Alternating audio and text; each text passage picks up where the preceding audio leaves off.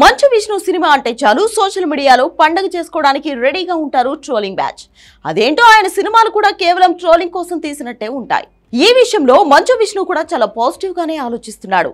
తన గురించి సోషల్ మీడియాలో జరుగుతున్న ట్రోలింగ్ ఎప్పటికప్పుడు చూస్తుంటారని, దానివల్ల తనకి ఎలాంటి సమస్య లేదని చెప్పాడు. దాంతో మీమ్స్ బ్యాచ్ ఇంకా రెచ్చిపోతున్నారు. ప్రస్తుతం వాళ్ళ టార్గెట్ కన్నప్ప. ఫస్ట్ పోస్టర్ విడుదలైన రోజు నుంచి డ్యూటీ ఎక్కి సినిమాను ఓ రేంజ్ లో ఆడుకుంటున్నారు. నిజానికి కన్నప్ప సినిమాను వాళ్ళు చెప్పినట్లు 150 కోట్లు కాదు గానీ మంచి బడ్జెట్ తోనే తెరకెక్కిస్తున్నారు. ఇంతకు ముందు సీరియల్స్ త్వరగా పెంచిన అనుభవం ఉన్న ముఖేష్ కుమార్ సింగ్ దీనికి దర్శకుడు. నిజానికి కన్నప్ప సినిమాను ముందు నుంచి ఎవరూ పెద్దగా సీరియస్ గా తీసుకోలేదు. కాకపోతే ఇది తన డ్రీమ్ ప్రాజెక్ట్ అంటూ ఎప్పటి నుంచో చెప్తున్నాడు మంచు విష్ణు. దానికి తగ్గట్టుగానే సినిమాను ప్లాన్ చేస్తున్నాడు. ఈ సినిమా కోసం టాలీవుడ్, బాలీవుడ్ ఇలా ఏ వుడ్ వదలకుండా అన్ని ఇండస్ట్రీల్లో నటులను తీసుకొచ్చాడు మంచు విష్ణు.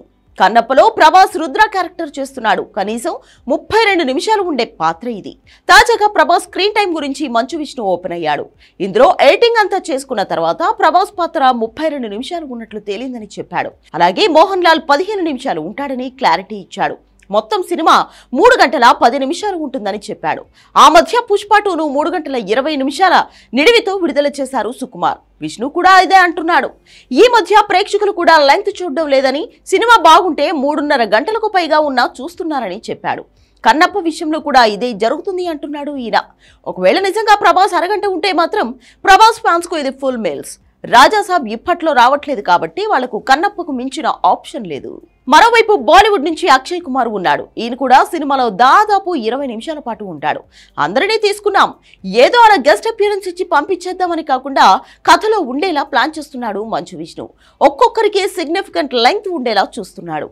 అందుకే కన్నప్పను తక్కువ అంచనా వేయొద్దు అని చెప్పేది. కేవలం ట్రోలింగ్ కోసమే చూస్తే ఎవరేం చేయలేరు, కానీ నిజంగా సినిమా బాగుంటే మాత్రం ఆడే ఛాన్సులు ఎక్కువగా ఉన్నాయి.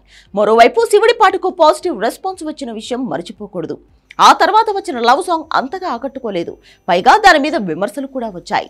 అందుకే ఇప్పటి నుంచి ప్రమోషన్ చాలా జాగ్రత్తగా ప్లాన్ చేస్తున్నాడు విష్ణు. జూన్ 27న విడుదల కానుంది కన్నప్ప.